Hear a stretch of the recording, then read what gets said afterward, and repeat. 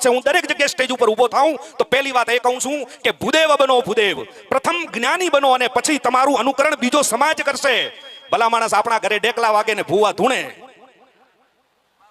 તો તમે શું માનો છો કે બ્રહ્મ સમાજમાં આપણને શોભે એવું કામ છે? અન્ય સમાજને જ્ઞાન આપવા વાળો સમાજ જ્યારે ડેકલાના તાલે ધૂણવા માંડે ને ત્યારે ગણવાનું કે આપણા પેઢીનું ક્યાંક પૂન ખૂટી ગયું છે.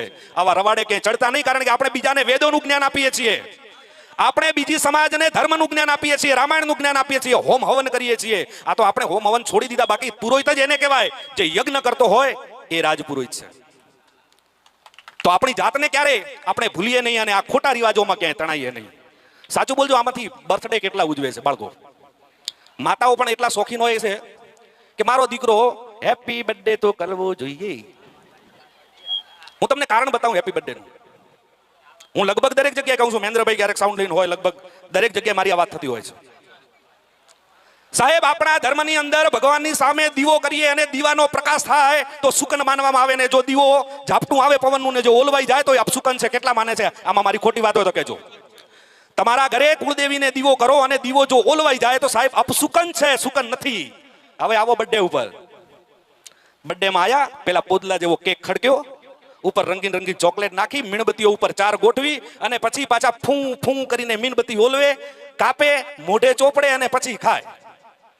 શું માનો છો? આપણી સંસ્કૃતિ છે. પછી પાછા કે હેપી બર્થડે ટુ. મરી જા ઢાંકણીમાં પાણી લઈને છાનું માનું. શું હેપી બર્થડે ટુ યુ? ભલા માણસ, જન્મ દિવસ આપણો ન ઉજવાય, મારા રામનો ઉજવાય, મારા કૃષ્ણનો ઉજવાય, મારા શિવનો ઉજવાય, મહારાણા પ્રતાપનો ઉજવાય, શિવાજીનો ઉજવાય. આપણે શું મહાન કામ કર્યા છે કે આપણે જન્મ દિવસ ઉજવી શકીએ? અને છતાંય ઉજવવો હોય તો ઉજવો, 100% ઉજવો. પણ કેવી રીતે? ભગવાનને આગળ દીવો ધરો, ઘરે માતર બનાવો, પેંડા બનાવો, ભગવાનને એનું ધૂપ આપો. સમાજમાં જેટલા વડીલો છે, માતાઓ છે, મોટા વડીલો છે, એમને બાળકને પગે લગાડતા શીખવાડો, એનું સન્માન કરતા શીખવાડો.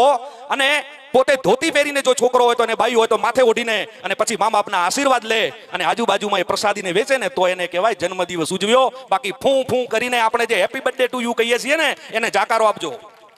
એના કરતા એક ખતરનાક રિવાજ આવ્યો પાછો બીજો. આ તો હજી બાળકોમાં છે. વક્તાભાઈ, મને એ નહીં સમજાતું કે આપણે પહેલાના જમાનામાં જે હળદી કરતા, ખબર છે? હળદી એક પ્રોગ્રામ આવતો, તમને ખબર છે બધાને લગભગ.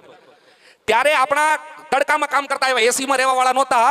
જ્યારે ખેતરમાં કામ કરતા હોય ને, ડીલ આખું શરીર કાળું પડી ગયું હોય તો એને હળદર અને ચંદનનો લેપ લગાડીને 2 દિવસ માટે ઉજળું કરવામાં આવતું. અને એ પણ બંધ ઓરડામાં. આપણો સમાજનો કરે એના પહેલા નાઈ એ કામ કરે.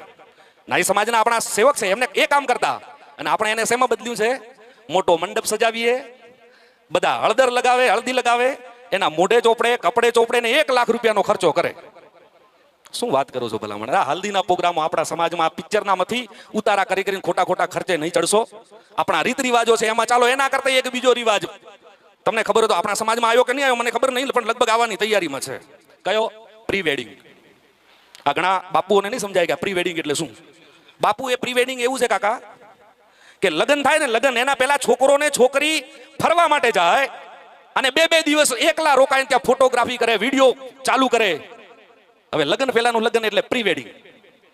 અલ્યા ભાઈ, આપણો સભ્ય સમાજ છે. દીકરી લગ્ન કરીને ગઈ હોય ને ચૂડલો પહેર્યો હોય તો 6-6, 12 મહિના સુધી એ ચૂડલો એના બાપના બતાવે. એ સમાજ આપણો છે. બાપ સામે બેઠો હોય, જમાઈ સામે બેઠો હોય તો એ ઘૂમટો ઊંચો ના કરે. એ આપણો સમાજ છે. અને તમે પ્રી વેડિંગના રવાડે ચડ્યા છો. પાછા વળી જજો, નહીતર ભૂદેવ કહેવાને લાયક નહીં રહો, એની ગેરંટી આપું છું. સભ્યતાને તમે વળગી ન રહો તો આ સમાજનો કોઈ પણ વ્યક્તિ આ સભ્યતાને નહીં વળગી રહે, એની ગેરંટી આપું છું. અરે એના કરતા આપણા પુરુષ સમાજના 2 થી 4 જણાને એવા જોયા છે. ગર્ભ ધારણ કરે તો તમને ખબર છે કે જ્યારે દીકરી પેટથી હોય અને પિયરથી જ્યારે સાસરે જાય તો સાસરી પક્ષવાળા લેવા આવે અને કિલો ગોળ સાઈડમાં રાખે, રસ્તામાં જે પેલું મળે એને આપી દે, મીઠું મોં કરાવે અને સુકન લઈને જાય. એ આપણો રિવાજ હતો. અત્યારે દીકરી, મારે કહેવાય નહીં, મારે કહેવું પડશે આજે, કારણ કે ખરાબ રિવાજ ઉજવતા તમને શરમ નહીં આવતી કોઈને, તો મને કહેતા શેની શરમ આવે?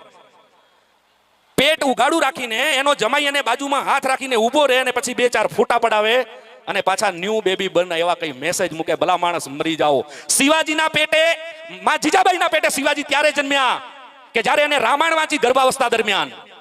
દ્રૌપદીના પેટે અભિમન્યુ ત્યારે જન્મ્યો અને 6 કોટાની વિદ્યા ત્યારે જાણી શક્યો અને જીતી શક્યો, કારણ કે એને બાલ્યકાળથી એની યુદ્ધ કથાઓ શીખવી માતાએ, રામાયણ વાંચીને, મહાભારતો વાંચીને, એની યુદ્ધ કથાઓ વાંચીને, વીર કથાઓ વાંચીને. અને તમે શું એમ માનો છો કે આમ પેટ ઉપર ફોટા મૂકીને અમે ફોટા પાડીએ તો તમારા પેટે શિવાજી પેદા થાય? ગલુડિયા પેલા થાય, ગલુડિયા. એ શિવાજી પેદા ન થાય. ભલા માણસ, આ શરમ કરવા જેવી વાત છે. કોઈ મહાપુરુષને જોઈએ, કોઈ વીર પુરુષને જોઈએ તો આપણને ઈચ્છા થાય કે મારો દીકરો પણ આવો થાય, મારો દીકરો પણ ભારત દેશનું નામ રોશન કરે. તમે શું માનો છો આવી રીતે ભારત દેશનું નામ રોશન થશે? એમ પાછા વળી જજો. મારે અન્ય સમાજને આ સલાહ નથી આપવી, મારે અન્ય સમાજને સલાહ નથી આપવી. બ્રહ્મ સમાજ કરતો થઈ જશે. ભૂદેવ સમાજ, ભૂદેવ પૃથ્વીનો દેવ, બ્રાહ્મણ, બ્રહ્મને જાણનાર, જ્ઞાનને જાણનાર, એ સમાજમાંથી આપણે છીએ ભલા માણસ. આજે એટલા માટે સલાહ આપું છું, એક નાના ભાઈ તરીકે, એક દીકરા તરીકે, આ સમાજના બંધુ તરીકે, કે આપણને ભૂદેવ તરીકેનું આ ક્યાંય શોભતું નથી. કેટલાને હવે લાગે છે કે તમે વાત કરી એમાંથી આ વાત ખોટી છે, આંગળી ઊંચી કરો એટલે આપણે અહીંયા ચોખવટ થઈ જાય.